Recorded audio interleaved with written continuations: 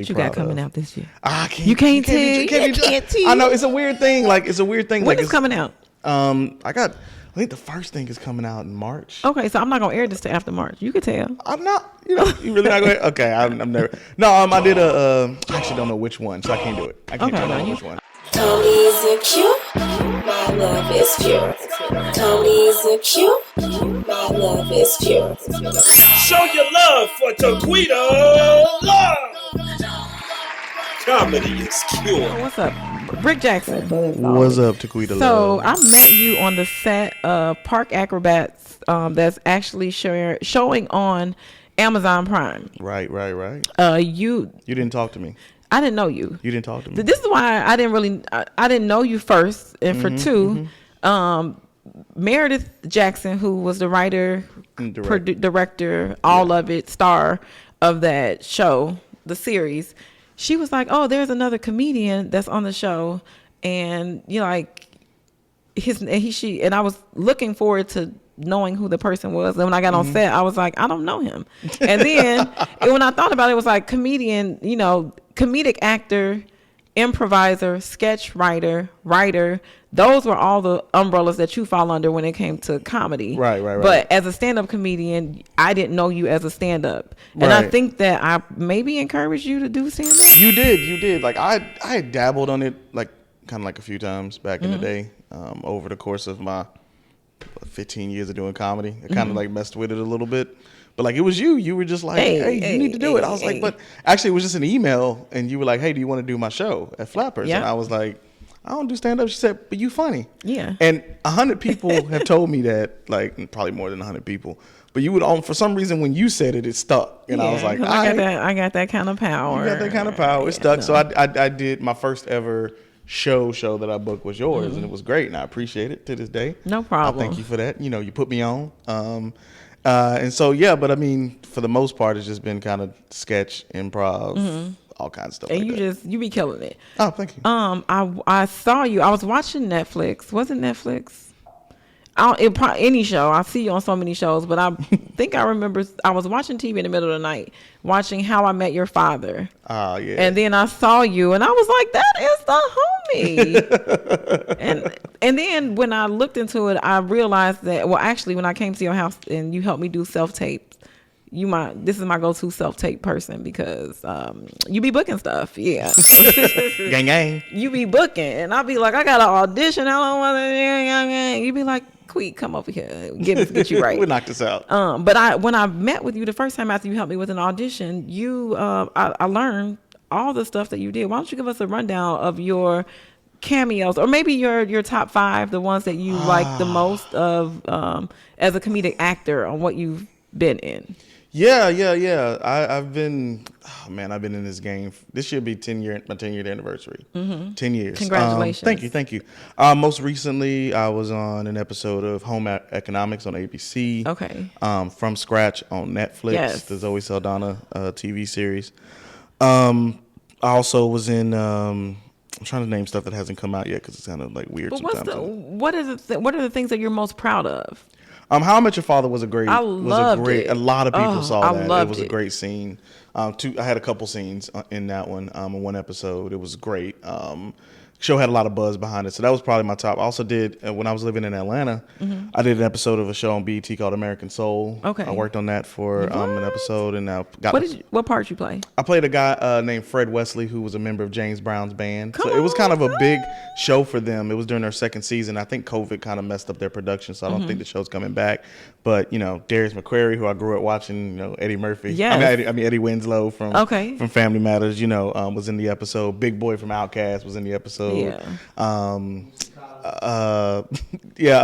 Bootsy Collins was played by London Brown. I know London. London is an amazing, great comedian. Shout out London Brown. Come on, Marvin. Mike Merrill was in it as well. It was just a lot of awesome talent like working together, and we had a blast between scenes after we were laughing, we were singing. I rapped Roses to Big Boy. It was just a great time. That was probably one of my best experiences being on set. So that would probably be near the top as well. But I've had a lot of fun doing a lot of pop-in roles, comedic. I got some stuff coming out this year. as well that I'm really What you proud got coming of. out this year? I can't. You can't tell. You can't tell. I know it's a weird thing. Like it's a weird thing. When like is coming out? I think the first thing is coming out in March. Okay, so I'm not gonna air this till after March. You could tell. I'm not. You really not going. Okay, I'm never. No, I did I actually don't know which one, so I can't do it. I don't know which one. Okay, all right. Okay, sorry. he gonna make us wait. I know. No. Them NDAs, you know how No, that but goes. congratulations. Thank Congratulations. you. I wonder what they gonna do if you be like, I promoted the show before y'all said I could promote it. Y'all gonna take my check away? I mean, they ain't gonna do nothing, but you stick. You gotta stay just better be professional. safe than better safe than sorry, But I did, it's just been great. It's just been a great ride ever since I moved to LA a couple years ago. I've been having just a great time, like getting opportunities that I just never thought. I still got goals that I need to reach. But What kind of goals? my biggest goal I think is to do the hardest thing to do in this business, which is do it consistently. That's the goal, just to be consistent. And a lot of to times, make a living doing it. A lot of times we don't have control over that. We don't. Unless you are the producer, director, EP, unless you know. Even getting to that point is incredibly difficult. You know what I mean? Even getting to the point where somebody will let you be a writer, producer, director of something that makes it to like network, to do what Quinta Brunson's done or what Issa Rae but has let done. you do means you have to first do yourself. Exactly. Like I feel like, I guess you can call a lot of this is paid sweat equity, doing these, being on sets and doing these co-star and guest star roles and things like that. It's building you up. But like even when you're not doing that, you don't just sit around and wait to get booked. Exactly. You write, you do sketch or improv if you got those skill sets. You help your friends with auditions. You help your friends with auditions. You create content. Content. A lot of actors teach classes to beginners and things like that. So, I think that's just a part of it. You can't just sit on your hands and wait for somebody to give you something. You got to do the work. I think you would be great teaching the class. Oh, thank Auditioning, because you be getting me right. You be like, look, Queet, we got one more take. You gonna get this shit. I turn on me. Can look anime. now the marquee say Ike and Tina. We at the right place at the right time. No, Quita. I think the thing is that people. I know auditions are different levels of nervousness, whether you're in person or doing self-tapes. Now we're moving to self-tapes, which I love self-tapes. I came from doing self-tapes, so that's kind of the big thing. I think it's very simple. Like even when I'm working with you, is really identifying like, okay, what's going on here in the scene, but also what's going on with the person that's, you just got to bring yourself to everything that you do. And sometimes people just feel like they need to play a character. They need to do something like that. And that's just not the case. You don't need to do all that. You just need to be yourself and bring out your interpretation of the character. I think people sometimes are just too afraid. Yeah, I be in my head all the time. I'm like, look, can you just hire me just as me? Well, you see me? Auditioning can suck, but you have nothing to lose. Yeah, you have nothing to lose. Do what you got to do. You'll stand out if you're just you and you do your interpretation of the character. Well, I feel like I feel like you just be booking. You be booking. You be like, booked another one, booked another one, booked another one, booked another one, booked another one. I just got to pray it keeps going. That's all. But I do want to ask you because I do talk. Most of the guests are just funny people. But as a stand-up comedian, do you feel like you're going to revisit that? Going into doing more stand-up? Yeah. When I say revisit that, I know, like you said, be more consistent. But I know you're consistently working as an actor. Right. I know you're consistently working as an improviser. I know you're consistently working as a sketch writer. But do you see stand-up as a consistent part of your comedic journey? I want it to be. I think it can be. I think for me, it's just getting more and more comfortable with that art. I do envy those like yourself and some of the other people in attendance who are they're out there like in the clubs constantly doing their thing. I think it's one of those things where it is a balance. If you're working consistently, doing stage shows that improvise in a sketch, you got to find that time. But I think you got to be in love with something. And I think if I feel like I'm just dating stand up right now. But when you're in love with people, love is such a crazy word to throw out because it's not what people think it is. Love is like despair, is painful, it is giving like a break coming back. It's never great until you it's great, but then it's also the opposition of but it's a lot of work. But that's the journey. But that's the journey you go through as an actor too. So you're adding another. Like the thing is that you now have to wear so many hats to be in this game right now. You got to wear so many hats. You got to do TikTok, Instagram. You got to do all the things, right? And for me, adding stand-up to an already full slate of things that I'm like doing, I want to be able, if I'm going to do it, I'm going to be out there, I'm going to represent. Yeah, but you're successful at what you already do. You're already making, people know you. I see you. Like, I hope that I see you on the show that I helped you with your audition soon. They gonna book you as many times. Can we tell them to book you? As many times I've auditioned for that show. Jay Phillips. Who else on the Cedric the Entertainer? Can you book this man on the Neighborhood, please? He deserves to be there. I'm tired of reading. I'm tired of doing auditions with you. I'm like, you ain't. Come on. I mean, and that's the funny. Come in. Come on. That's the funny part. You still got to. That's the thing about. I think you and I have talked about it before. It's about wins. Like, they keep calling me in to audition. But that's a win. That's a win. Yeah. You know what I mean? Which means that whatever I'm doing is working. They just going in different directions. I, for example, Netflix just released that 90s show, and I remember auditioning, and I got like I was up for a small part in there, like playing a security guard. It was a really small part, but I thought it'd be pretty cool, and I was really close to getting it, and I didn't get it, and they went with someone else. But who they went with was a taller black woman. Okay. So it didn't even like it was somebody that was my same type, same gender and everything, same race, but that was the only thing that tied us together. And it was so you like, can't be mad because it was a sister that got it? I can't get mad. I can't get mad in general, even if it was somebody that looked just like me. Yeah. Like I remember I was joking at your show that I did the first time I ever did, first show I ever booked. Tahir was on that show, and he beat me out for a role like 3 years ago. Tahir be coming and snatching. He be taking what he took my role, and I was messing with him about it. It was a small part, but I was messing with him about it. But I had gotten, I was up for that one too, and I was just messing with him. I was still happy for him to get it. I didn't know him at the time, and I barely know him now. But seeing him in the community, seeing what he's done, and seeing what other people have done, you get happy for other people. I think you don't benefit by being a hater. Okay. True. So you gotta be happy for everybody. Well, I know. So. I'm a nurse. I work in the medical field. Indubitably. And you always got to throw them words. That's not a medical word, so it don't count.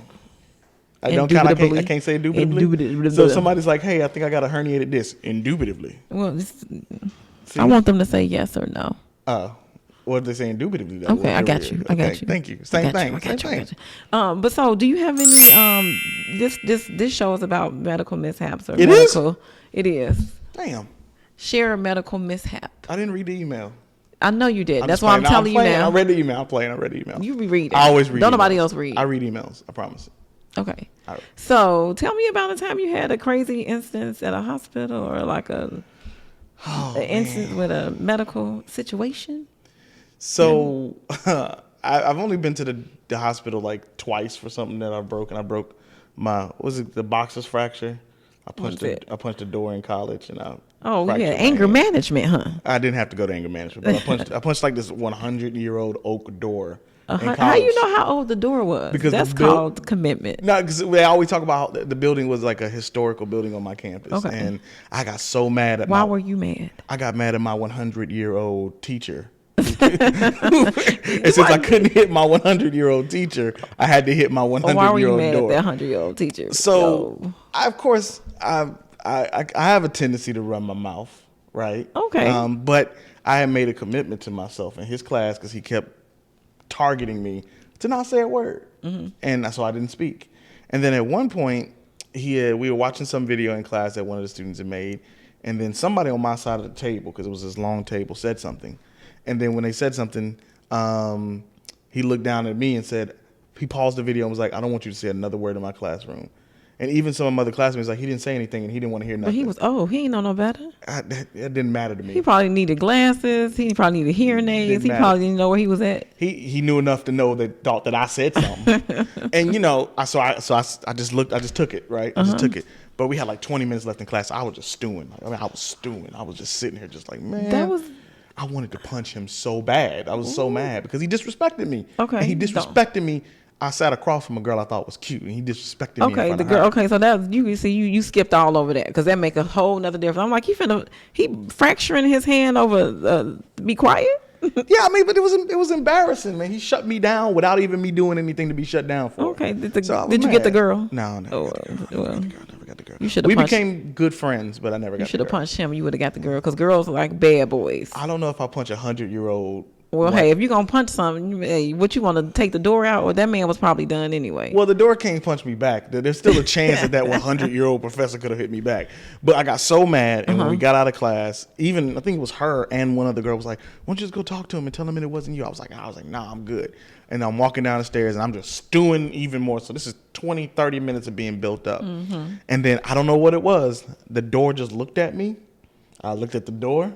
I reared back, and I punched the hell out of that door. Did you put a dent in it? Not a dang scratch. And then what happened to your hand? I broke it. So the door won. The door won, unfortunately. And then for a little while, it was like I was all right. What, and you go to the doctor? I eventually did. What made you go to the doctor? Because I know people don't like going to the doctor because you saying eventually at some point. So when it started to swell up like Sherman Clump in the like when it started to get like really fat and wide and weird looking, and it started a little bit discoloration, I was like, I probably need to go to urgent care. Okay. So I went there, and they said, "Oh yeah, it's broken and all this other stuff. You're going to have to be in a cast and all this other stuff."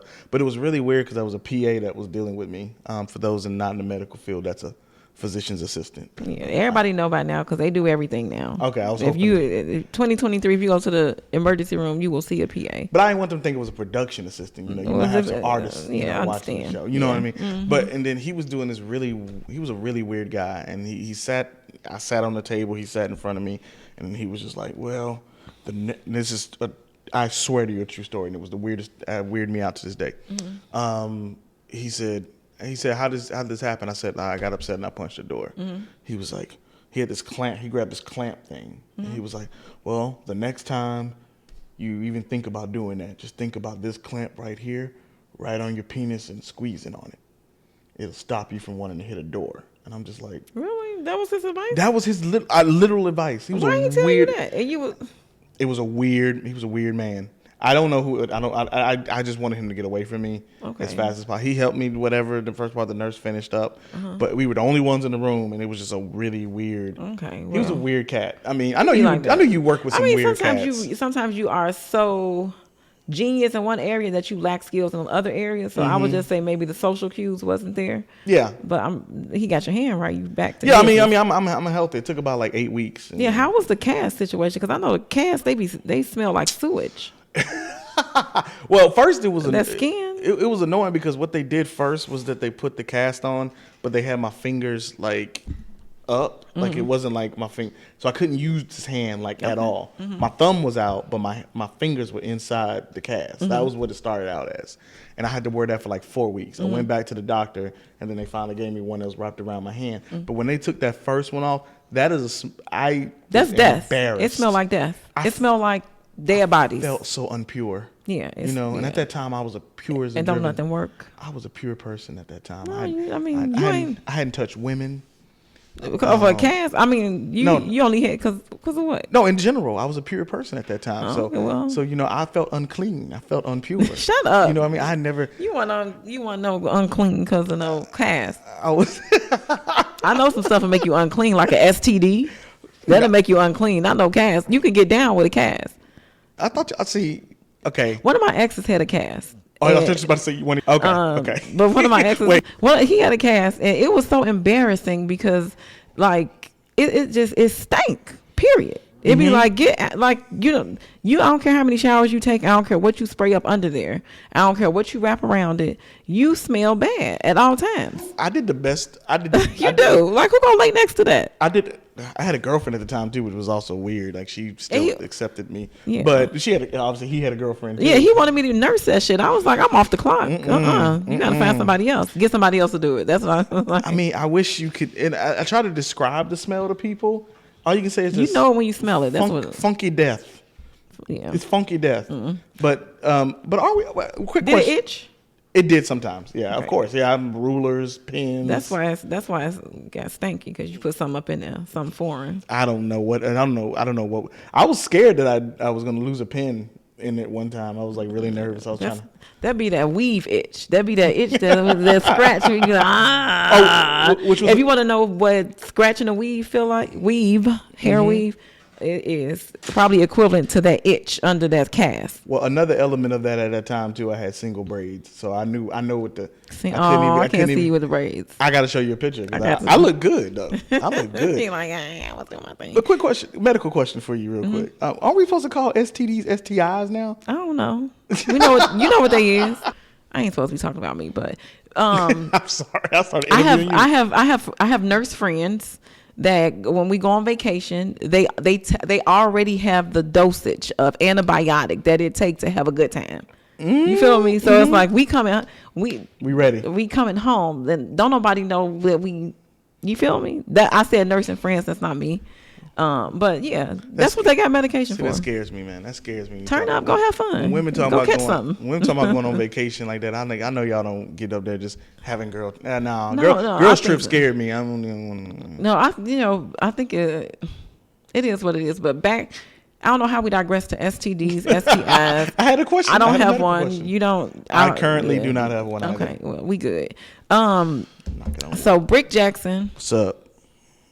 Had anger management issue. I did not have an anger management. I got angry. He blew up and couldn't hit the teacher, so he hit something equivalent to the teacher's age, which is the 100-year-old oak door. Oak door. Hurt his hand. I did.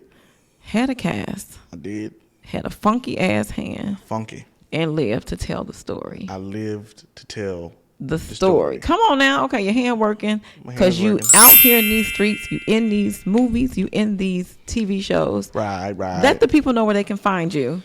Yo, you can check me out on Instagram at THE Brick Jackson. For those of y'all still on Twitter, I'm still there too for now. So the Brick Jackson on Twitter as well. Black Planet. You can check me out, Brick Jackson on Black Planet. Black People Meet. Tony's a cute, my love is pure. Tony's a cute, my love is pure. Show your love for Taquita Love. Comedy is cure. So as always, you want this. I had one dude was like, "Hey, you think you could bring a brother the clear machine home?" Oh, the clear machine. He was like, "Yeah, ma, the reviver. Clear."